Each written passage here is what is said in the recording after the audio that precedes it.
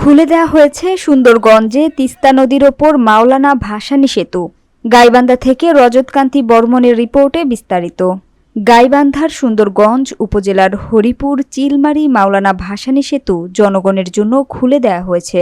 বুধবার দুপুরে সুন্দরগঞ্জের তিস্তা নদীর ওপর নির্মিত এই সেতুর উদ্বোধন করেন স্থানীয় সরকার, পল্লী উন্নয়ন ও সমবায় মন্ত্রণালয়ের উপদেষ্টা আসিফ মাহমুদ সজীব ভূঁইয়া।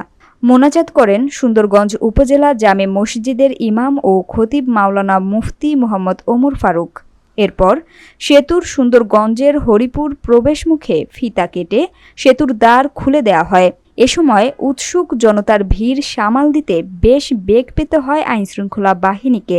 এ সময় উপস্থিত ছিলেন গাইবান্ধার জেলা প্রশাসক Chowdhury Muazzam Ahmed, police super Nishad Angela সহ এলজিইডি ও সেতু নির্মাণ সংশ্লিষ্ট কর্মকর্তাবৃন্দ। এর আগে গত 10 আগস্ট স্থানীয় সরকার, পল্লী উন্নয়ন ও সমবায় মন্ত্রণালয়ের স্থানীয় সরকার বিভাগ সেতুটির নামকরণ সংক্রান্ত সরকারি প্রজ্ঞাপন জারি করে। এতে বলা হয় 1490 মিটার এই পিসি গার্ডার সেতুটি হবে মাওলানা ভাসানী সেতু গাইবান্ধা।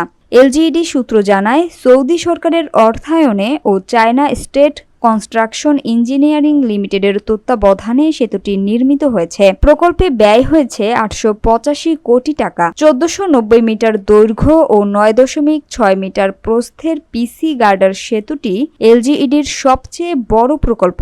তবে সেতুর নামকরণ নিয়ে স্থানীয়দের মাঝে রয়েছে ক্ষোভ। কারণ বীর মুক্তিযোদ্ধা ও সেতুর স্বপ্নদ্রষ্টা শরীয়তুল্লাহ মাস্টারের নামে নামকরণের দাবি জানিয়ে একাধিকবার মানববন্ধন ও স্মারকলিপি দিয়েছে স্থানীয় জনগণ।